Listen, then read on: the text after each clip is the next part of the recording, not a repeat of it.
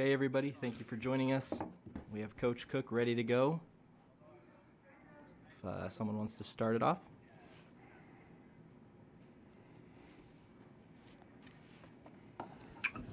Yeah, John, you said you've been down to three pin hitters before. What years were you down to three pins and one, and what was the situation in those years? I think 2006 might have been one. I mean, there were other years that you just, it's injuries or they're out, people are out for a while. So, but yeah, it's, but we knew we were a little thin going into, Capri leaving really hurt us, the timing of that and everything. So, it's hard to make that up when somebody leaves. And so that made us thin but we'll survive. You change how you train or anything when considering you're down to three? No. They just get more reps.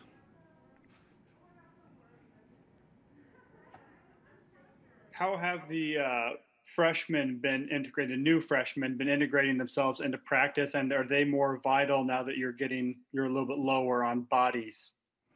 Well, they've been involved in everything. We get them involved as much as we can. There's a few times where they're standing out, but I think they're getting great work. It's great for them. They provide us, depth on the B side. So and those guys can bring it. I mean, they're good, and so it's not like there's a very big drop off over there. So it's nice because I think we can get some great game-like situations in practice with them.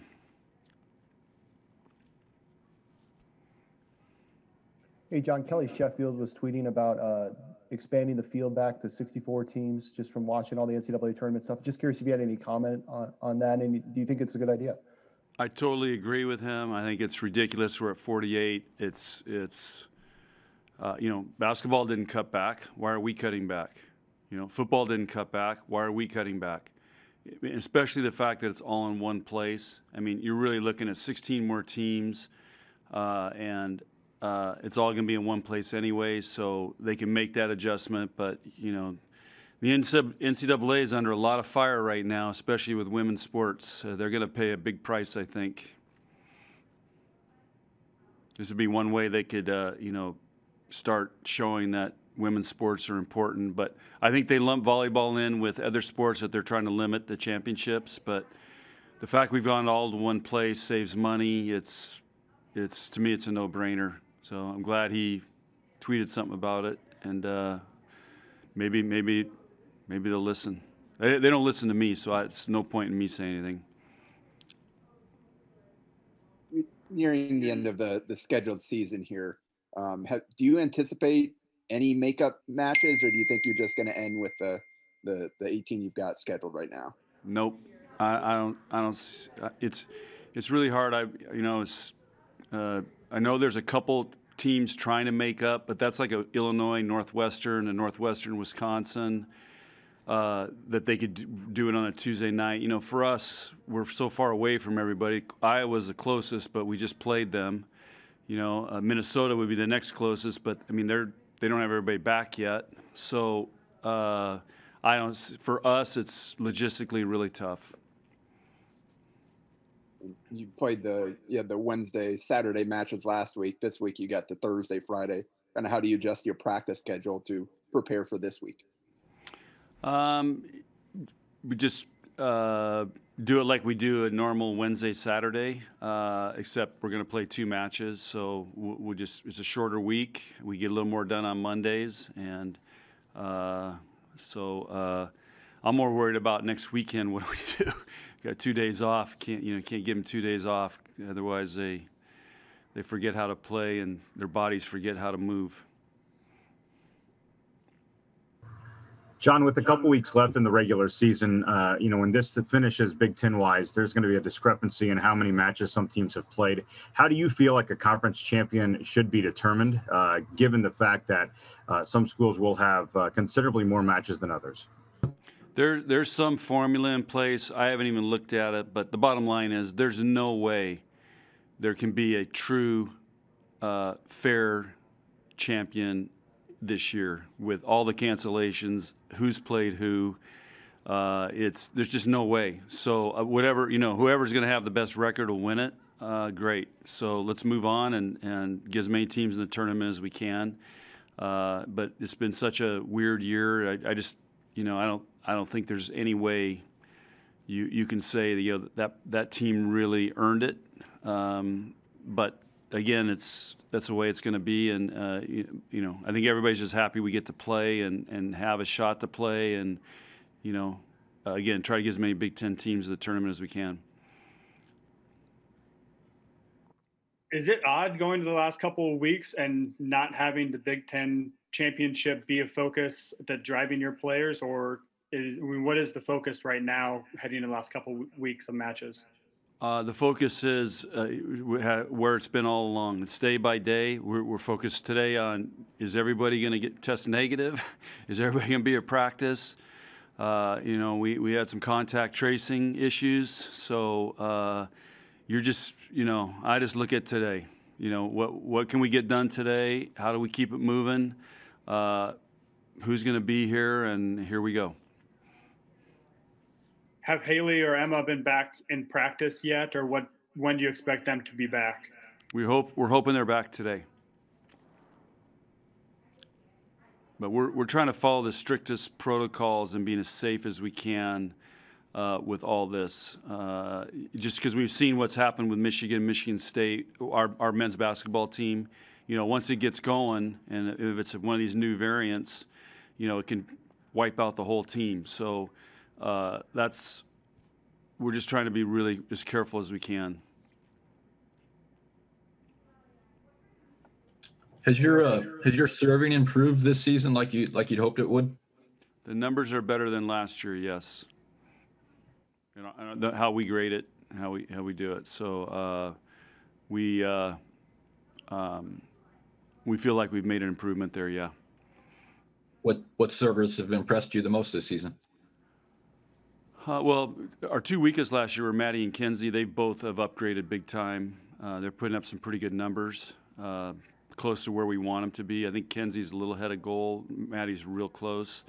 Lexi's always, very, very dangerous server, especially if she gets hot.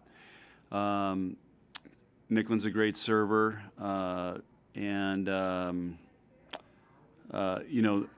We gave Lauren an opportunity. She missed a few, but we scored really well in her rotation serving. So she's got a great serve when she believes in it. So I just think, we're trying to put sixth grade servers out there, and that's, so you pressure teams every rotation. But they worked hard on it. We work hard on it, and it's a huge priority for us. What serving rotation do you score the most points in right now? Right now, it's on the year. Typically, it's been rotation 4 with Kiana Lay, and probably rotation 2 with Lexi. And then we've had some. I can't remember total wise, but we've had some big nights in rotation 5 with Maddie serving. Mentioned the freshman, kind of the weak points last year, and talk about Kiana Lay there. How has she done relative to your expectations coming in here as a server back there? Well, for a freshman, she's doing great. She brings it. She competes. That kid's fearless. Love her. And she's. There's been some matches that we would have given her MVP if we had one. So, love what she's doing. John, how do you describe the improvement Nicklin has made? Her assist numbers are considerably better this year. Do you know exactly what she's done differently, or what part of her training has allowed her to have better success this year? I just think, that's a complicated question to answer on a press conference. I just think Tyler's built up some confidence in her. We've tried to make her more of a creative setter that's just not super patterned and makes the easy set. So I just think she's gotten more confident. She's been more creative.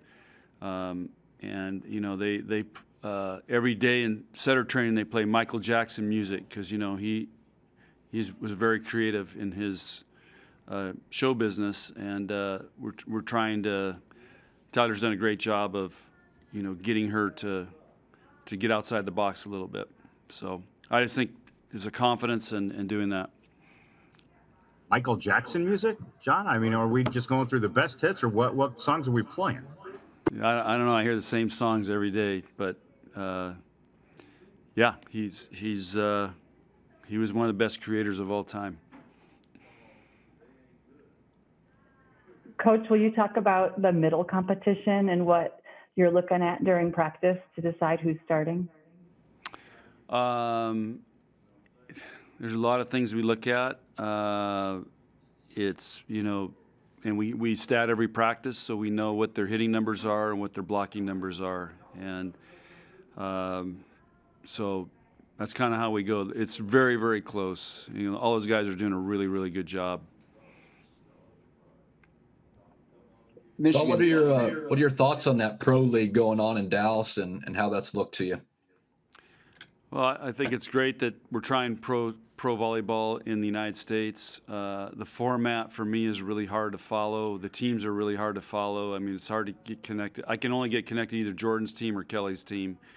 The other teams, it's like half the time you don't even know who's on the team because they're, the announcers are talking about, some movement or, something that their players are involved in. So, but I think they're having fun. I think it's good for women's sports to make a shot at this, but the timing right now is not great for us. I don't have a lot of free time to watch it, but it's good to hear Kelly's reports.